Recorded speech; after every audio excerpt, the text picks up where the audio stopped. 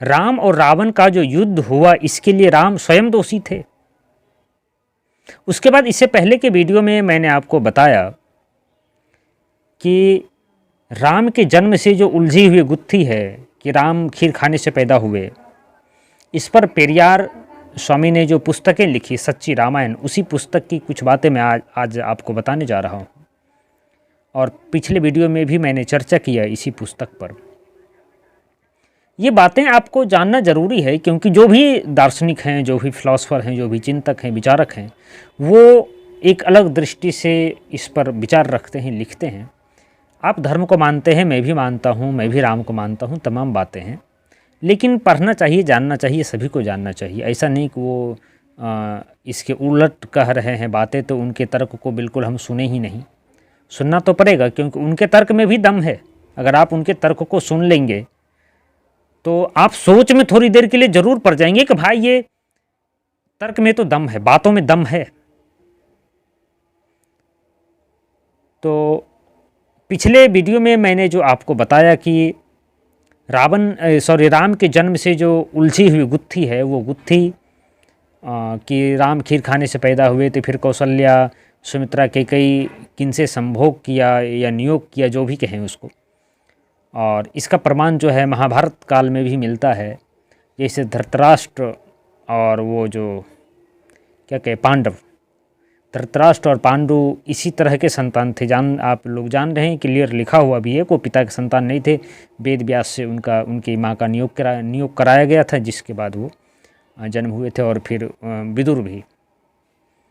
तो इसी तरह की प्रथा स्वामी पेरियार कहते हैं कि इसी तरह की प्रथा राम के समय में भी चल रही थी, और राम का जन्म भी कोई ऋषि महात्मा से करवाया गया। और क्योंकि राजा दशरथ उसमें बहुत बुजुर्ग हो चुके थे, बूढ़े हो चुके थे, तो उनका जन्म जो है वो ऋषि महात्मा का जन्म है, ऋषि महात्मा के संतान है वो। उसके बाद यज्ञ के नाम पर बहुत से जानवरों की बलि दी जाती थी, जो रावण को ये चीज़ें पसंद नहीं थी कि भाई यज्ञ के नाम पर इतने बलि, और फिर वो ऋषि महात्मा यज्ञ के नाम पर बलि देते थे और फिर उस मांस का भक्षण करते थे। और रावण इसी चीज़ का विरोध करता था। जैसे आज भी बलि की प्रथा तो है, अब ब्राह्मण भी मांस खाते हैं, तो उस समय भी ऐसा होता होगा, लगता तो है। आज भी जो हम कुछ अवशेष खंडहर के रूप में देख रहे हैं कि उस प्रथा को, तो लगता है कि उस समय बहुत पहले तो मनुष्य को भी बलि दी जाती थी कि मनुष्य को बलि दीजिए, देवता खुश हो जाएंगे। आज भी मैंने कई जगह बलि प्रथा पर मैंने कुछ जगह चर्चाएं की, तो लोग चर्चा करने तक के लिए भी तैयार नहीं है। लोग कहते नहीं ये इस पर चर्चा भी नहीं, क्या कारण कि इस पर चर्चा होने के बाद अनर्थ हो जाता है। तो इस तरह की बातें हैं। तो फिर रावण के द्वारा आज जो मैं चर्चा करूंगा वो है रावण और सीता के हरण का। सीधा सा कहना है स्वामी पेरियार का कि रावण के साथ सीता स्वयं गई थी, कोई अपहरण नहीं किया गया था उनका। क्योंकि रामायण में क्लियर रूप से लिखा हुआ है कि रावण को ये श्राप था कि अगर वो किसी स्त्री को उसके इच्छा के विरुद्ध अगर वो स्पर्श करता है, टच करता है, तो रावण के सिर के 1000 टुकड़े हो जाएंगे, रावण की मृत्यु वहीं पर हो जाएगी। तो जब ये रावण को श्राप दिया गया था, तो फिर रावण सीता को बिना मर्जी के स्पर्श कैसे कर सकता था, कैसे उठा करके ले जा सकता था। और इस तरह की ढेर सारी बातें उनका ये तर्क जो है वो रामायण और रामचरितमानस से ही लिया गया है। तो अब अगर इस बात को माने तो फिर ये तो मानना पड़ेगा कि सीता को तब तो ज़बरदस्ती नहीं ले जाया गया होगा, या तो फिर रामायण की ये बातें झूठी है कि रावण को श्राप था, ये बातें झूठी है। फिर रावण उसको ले जाया गया और उसको एक अशोक वाटिका, जो बहुत खूबसूरत वाटिका थी रावण की उस समय, उसमें रखा गया। तो सीता का हरण हुआ क्यों? शूर्पणखा के कारण। शूर्पणखा एक बहुत खूबसूरत स्त्री थी, लड़की थी, जो रावण की बहन थी। और उसी जंगल में रहती थी जहाँ पे राम निवास कर रहे थे, राम रह रहे थे। राम लक्ष्मण और सीता जहाँ रह रहे थे उसी के आसपास में शूर्पणखा भी रहती थी। शूर्पणखा नाम ही इसलिए उसका हुआ था क्योंकि वह नख तक खूबसूरत थी, सुंदर थी देखने में, और रहते रहते उसको राम से प्रेम हो गया और वो विवाह का प्रस्ताव लेकर के राम के पास गई। वो जानती थी कि राम शादीशुदा हैं, राम विवाहित हैं, शादी हो चुके हैं, लेकिन वो ये भी जानती थी कि राजा उस समय के जितने भी राजा हुआ करते थे वो एक से कई ढेर सारी पत्नियों शादियां करते थे, ढेर सारी रानियों को रखते थे। तो इसीलिए वो जो है सो गई वहाँ पे और प्रस्ताव को लेकर के गई राम से विवाह करने की। राम ने इसको गंभीरता से नहीं लिया और उसे एक मजाक बना करके लक्ष्मण के पास भेज दिया। वो अविवाहित है। अब इनके साथ मजाक किया गया कि लक्ष्मण अविवाहित है, जबकि लक्ष्मण भी विवाहित थे। फिर लक्ष्मण जो है फिर उसको राम के पास भेज दिया। मतलब एक फुटबॉल गेंद की तरह जो है इस पाले से उस पाले, इस पाले से उस पाले उसको चलाते गया। और अंत में फिर वो जो पुस्तक की बातें मैं आपको बता रहा हूँ, उस पुस्तक में जो लिखा कि अंत में लक्ष्मण ने उसे अपने पास बुलाया, अपने बाहुपासों में उसको जकड़ लिया और चुपके से कटार निकाल करके उसके नाक को काटा। नाक को ही नहीं काटा बल्कि उसके मुंह को भी काफ़ी मतलब चाकू चलाया, बहुत ख़राब स्थिति में कर दिया, काट दिया पूरी तरह से। अब वो ज़ोर से चिल्लाते हुए भागी, फिर भाग करके रावण के पास गई, रावण से शिकायत की। अब राजा रावण, अब जिसका भाई राजा है, जिसका भाई आज के दौर में जान लीजिए जो मुख्यमंत्री है, अब उसके परिवार का कोई नाक काट ले तो क्या वो छोड़ सकता है? नहीं छोड़ेगा, शक्तिशाली था। अब वो जो है आया, जैसे भी हुआ वो सीता को उठा करके लेके गया। तो स्वाभाविक है ले ही जाएगा, जो शक्तिशाली होगा, राजा की बहन है, उसका नाक कट गया तो और इस युद्ध फिर उसी के कारण युद्ध हुआ। युद्ध में जो बताया गया कि कहीं नीति का प्रयोग नहीं हुआ, रावण की तरह से तो हर ढंग से नीति का प्रयोग किया गया, लेकिन राम अनैतिक ढंग से युद्ध लड़े, अधर्म को उन्होंने बढ़ावा दिया, जैसे कि बाली की हत्या कर दी। अब बाली बहुत शक्तिशाली व्यक्ति था, खूबसूरत, लेकिन पीछे से हत्या कर दी।